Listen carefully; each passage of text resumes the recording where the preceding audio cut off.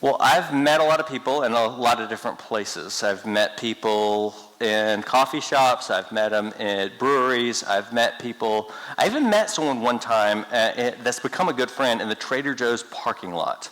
I've met people on planes. I've met people on trains. Met people on I think there's a movie or something like that. I've met people in all kinds of places, but I can say without a shadow of a doubt that I have never met someone up at the top of a tree. In our story today, Jesus meets a man who is in a tree.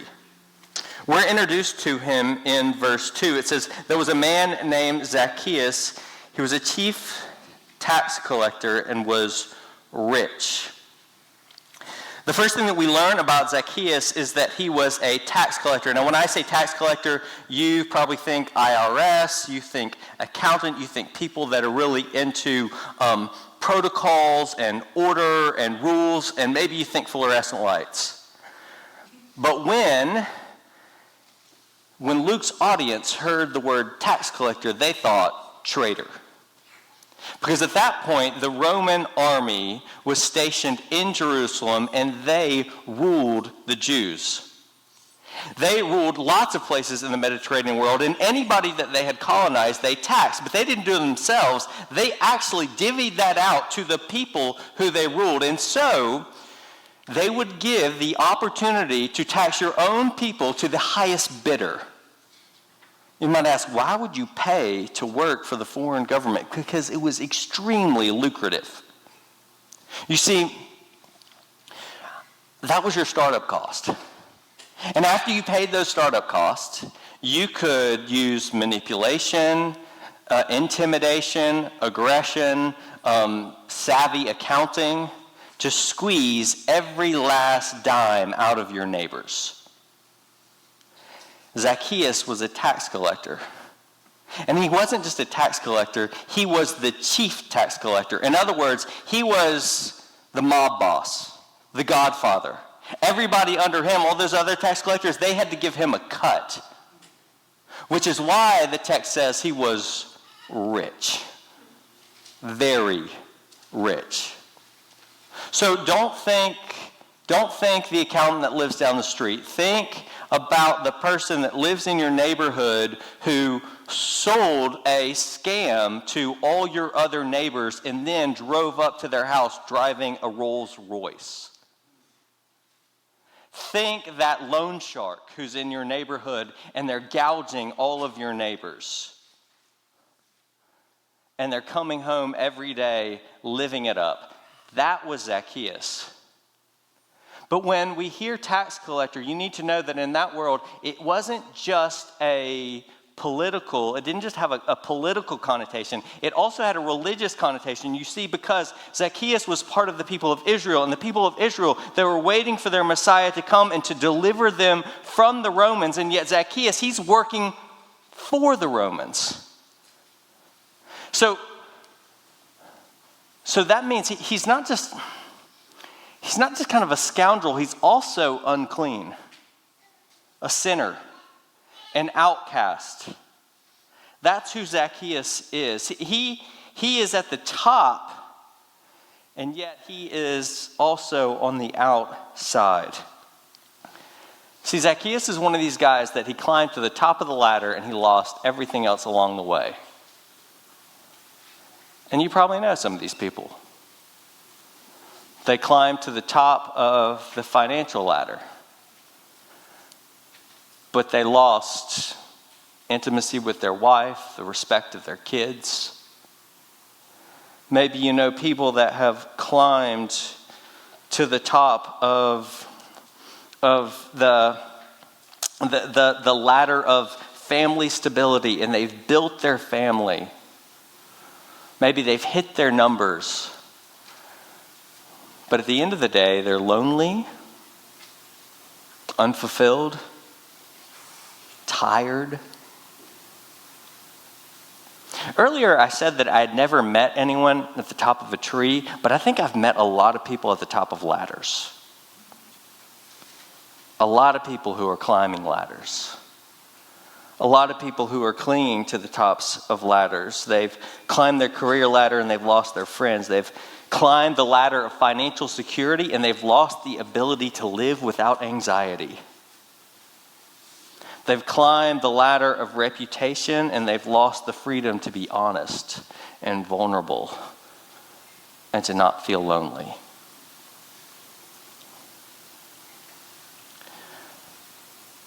I've met a lot of people that I think are climbing at the top of ladders, and they're holding on for dear life. Here's the question. Why would someone do that? Why do you do it? Why did Zacchaeus do it?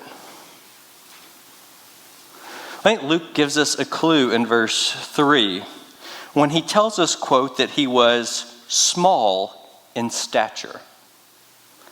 Now, when you initially read that, it's kind of humorous, right? Here's this man who's a wee little man. A wee little man was he, and he goes and he climbs a sycamore tree. But it's important to note that the biblical writers don't often tell us about the physical stature of people unless it's got a deeper significance. See, I think Zacchaeus was short, yes. But I think it's not just that he was short. I think he felt short. It's not that he just was small. It's that he felt small. And I bet he had felt small for a long, long time. Overlooked. Marginalized. Dismissed. And at some point along the way, my guess is that Zacchaeus did what a lot of us have done, and that is he made a promise to himself that he was not going to let other people make him feel small anymore. And so he started climbing and climbing and climbing. And he climbed all the way to the top of the ladder. He was a chief tax collector, and he was very rich.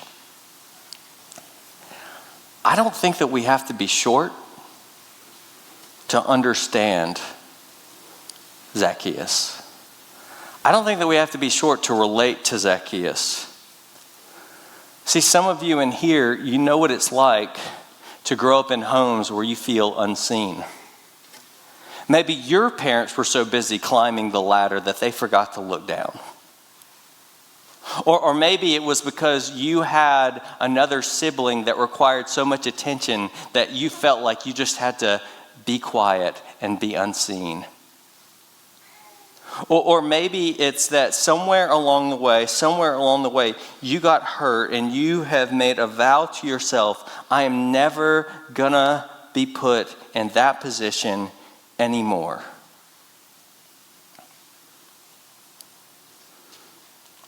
I think to some degree or another, most of us can relate to Zacchaeus. See, I don't think Zacchaeus climbed because he loved money so much as he climbed because he felt small. And here's the irony. It didn't work. Look at verse 3. It says that Zacchaeus was seeking to see who Jesus was, but note, on account of the crowd, he could not, because he was small in stature. You know, when our kids are small in stature and we're at an event and there's a crowd, what do we do with them? We let them through. We let them stand in front of us. We let them through and we let them stand in front of us because it's not blocking us, because we love them, because we see them, because we care about them. But Zacchaeus, not so much. He didn't have those people who loved him and who saw him and who took care of him. And so there he is up a sycamore tree. Can you picture him? This man that has all this power and wealth and stature, and yet he's like a little boy, still like a little boy at the top of the sycamore tree. Well, it's into that picture that Jesus walks. Verse 5, when Jesus came to the place, he looked up. Now, the first thing I want you to notice about Jesus is that he goes to where Zacchaeus is. He goes to the place where Zacchaeus is. I mean, Jesus is passing along and he goes right to Zacchaeus. And that's where Jesus comes. He comes to the places where we are, not the places where we wish we were, not the places where we hoped we'd be, not the places where we've cleaned up ourselves or where we've pretend to be, but he comes to the places where we actually are. That's the kind of person that Jesus is.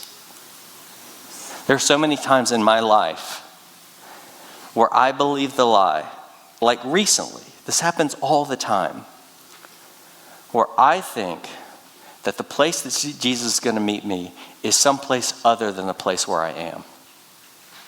He's going to meet me, when I have it together a little bit more. He's going to meet me when I can just kind of get past these doubts and questions.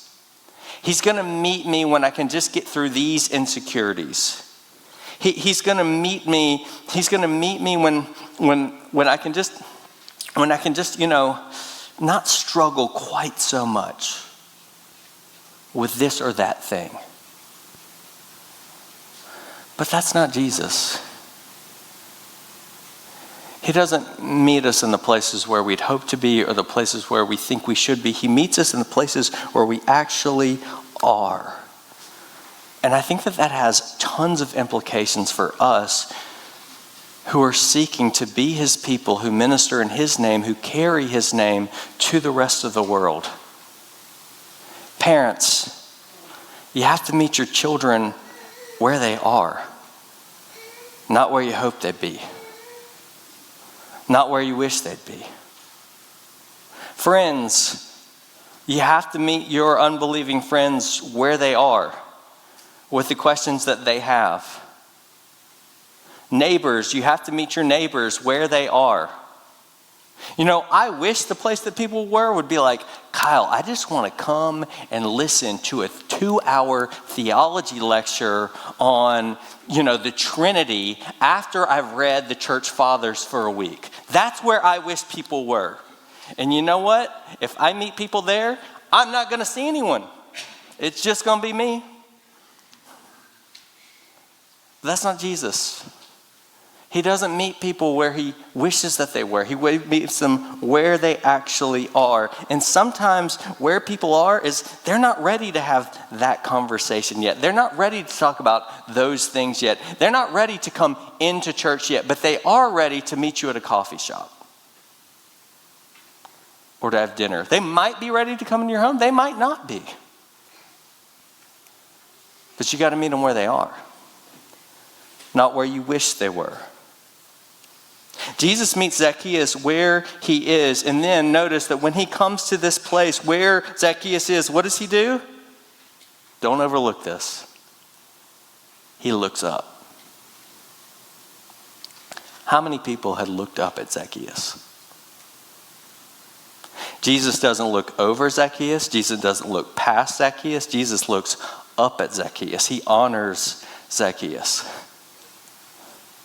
And he calls him by his name, Zacchaeus. I wonder when the last time Zacchaeus had heard his name without disdain was. I wonder when the last time Zacchaeus had someone look at him was. Without, no, kids, shield your eyes. No, we don't go to that house for Halloween. No, but Jesus comes and he looks at him and he knows him. He knows his name. He says, Zacchaeus. In the Gospel of John, there's this story about a friend bringing a man named Nathanael to see Jesus. And Jesus, when he sees Nathanael, he says something to Nathanael. And what he says to Nathanael kind of cuts him to the heart, because he's like, this guy, he knows things about me that nobody else knows. He knows things about me that other people should know. And then he says, Jesus, you know me. And Jesus looks at him and he says, and I'm paraphrasing, Nathanael, I've always known you. Back when you were over under that tree and you thought you were alone, I saw you. I know you. And he sees you. And he knows you. And he sees me. And he knows me. He knows everything about us. He knows what shaped us. He knows what's hurt us. He knows the story behind all our climbing. He knows the places where we feel small. He sees you. He knows you and he calls you by name. I have called you by name, Isaiah writes of God. For you are mine.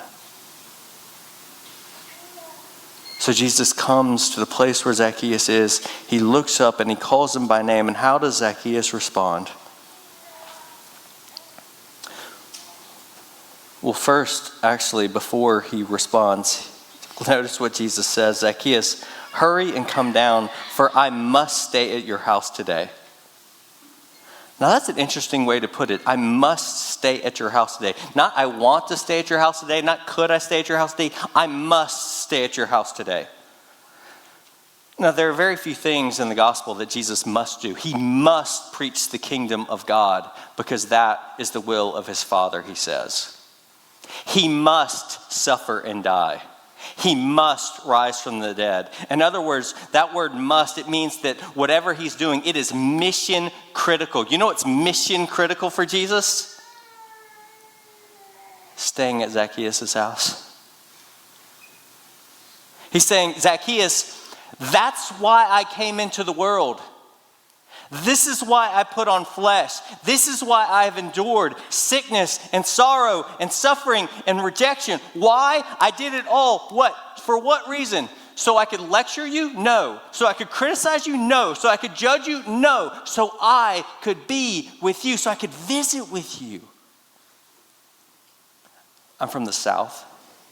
And back in the South, we have this phrase that some of you who have visited the South have picked up on. I thought it was normal. You don't. The phrase is visit with. In the South, we don't meet people.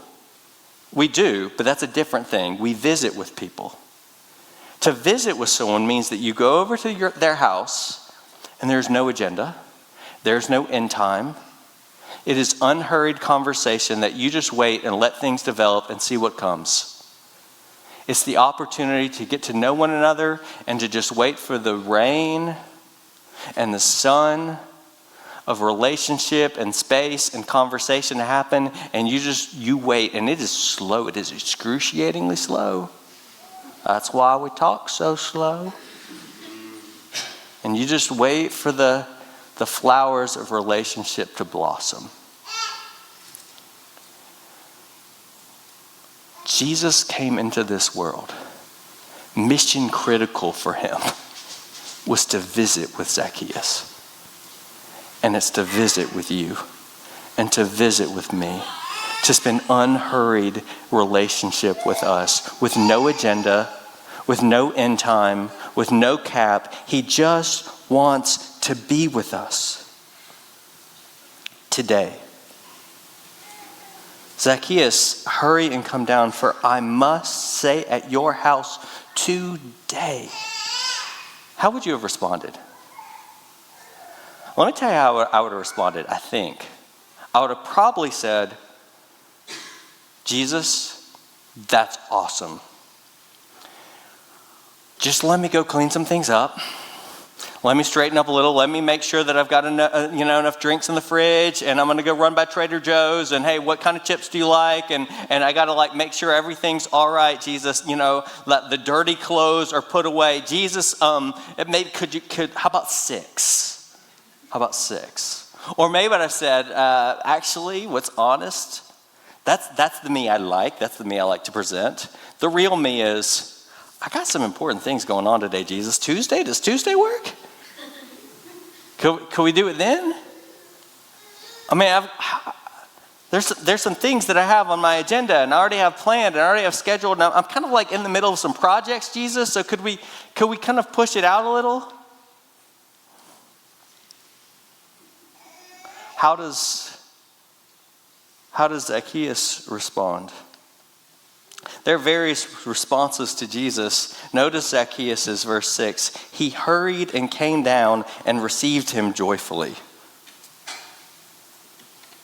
No hesitation, no waiting, no Jesus, let me get things together. No Jesus, once my mess is cleaned up, then you can come see me, then you can come into my life. No, Jesus, let me make sure that I can just present the best parts of my family to you. Let me make sure the dishes are off the counter, Jesus. No, none of that stuff. Just, he came and he received him joyfully.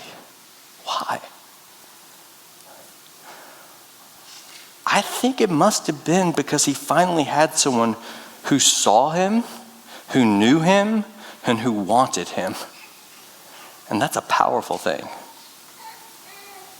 That's something we all want.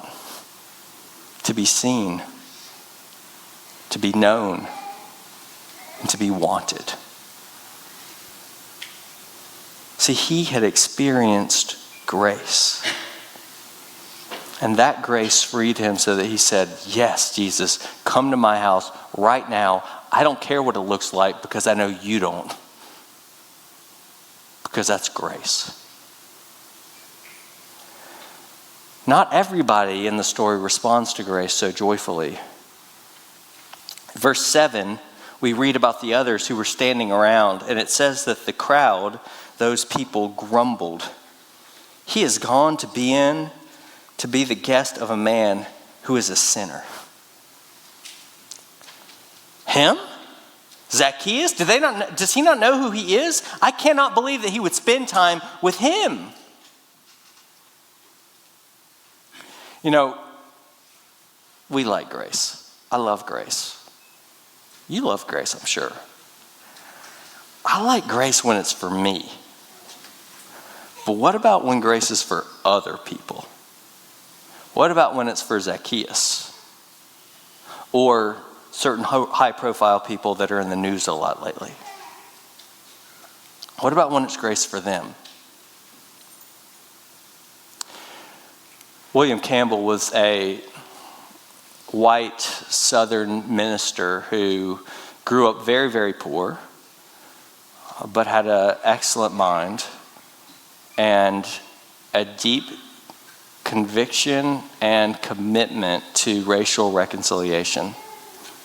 His passion for racial reconciliation and commitment to it actually meant that he was the only white minister invited to the founding of Martin Luther King's Southern Christian Leadership Conference. His pursuit of relationships with black persons and especially black Christians in the South shocked many.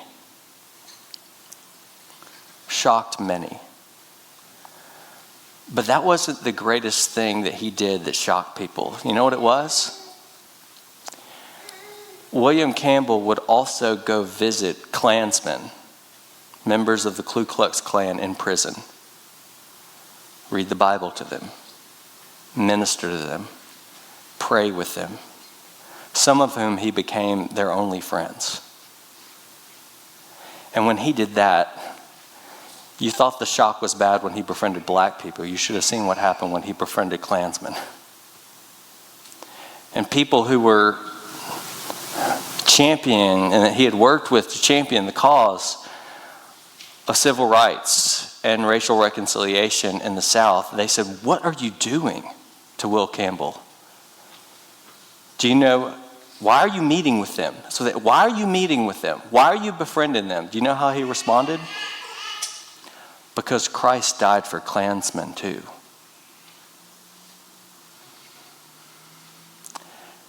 See, the grace of Jesus, it doesn't honor the lines that we've carved between good people and bad people.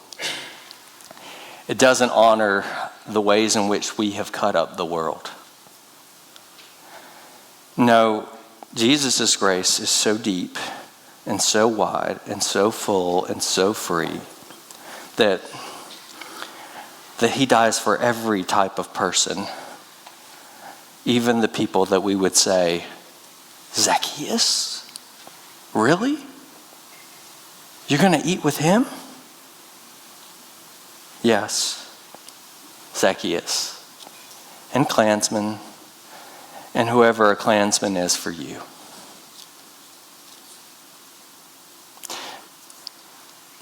It's interesting, the crowds there, they call Zacchaeus a sinner. Jesus doesn't deny it. He doesn't deny that Zacchaeus is a sinner, verse 7. But Jesus calls him something else in verse 9. A son of Abraham. To be a son of Abraham is to be someone who is of the house and lineage of Abraham. It is in that day and in that world to belong to the people of God. It means that you are part, you are accepted, you belong to God's people. In other words, while the crowd was saying Zacchaeus is out, Jesus says, no, Zacchaeus belongs. Well, I say, but wait, he's forfeited his place. Jesus says, no, I'm giving it back. Because, verse 9, today salvation has come to this house. Has it come to yours? Well, what would that look like for salvation to come to your house? For you to experience the grace of God, how would you know if you have experienced this grace? Well, I think the answer comes there in verse 8. The first thing that verse 8 tells us is that Zacchaeus stood. Don't overlook that. It doesn't have to say that he stood. It's kind of odd to say that he stood. Why does it say that he stood? Here's a man who his whole life has been trying to overcome or hide his height. And now in the face of the disdain of the crowd, he stands up.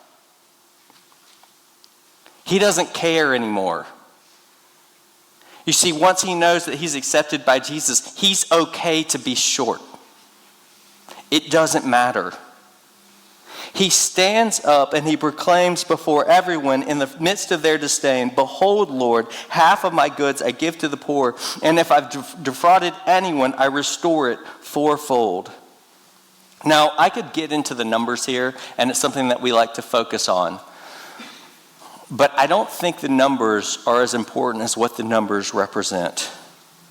Remember, here is a man who his whole life has been climbing a ladder. That ladder has been to amass as much wealth and possessions as he can, and as much power. He was at the top, a chief tax collector and very rich. This is what he's done for his whole life. And what is he doing now? He's letting go. He's letting go. See, he used to hold on to money like a lifeline, but now Jesus is his lifeline. And so he lets go. What about you? Have you experienced the grace of Jesus in such a way that it actually frees you to let go? That it loosens the grip on the ladders that you have been climbing, the ladders of security, the ladders of comfort, the ladders to try to produce your carefully managed reputation. Have you experienced the grace of Jesus enough so that you can let go? Because that's what grace does. It transforms us. And notice the order. Grace produces the transformation. It's not that Zacchaeus' vow is what caused the grace. It's not that he says, it's not because he said, Lord, I'm willing to do all these things, then Jesus gives him the grace. No, it's the grace that changed him. It's not resolve that changes Zacchaeus. What changed Zacchaeus was Jesus.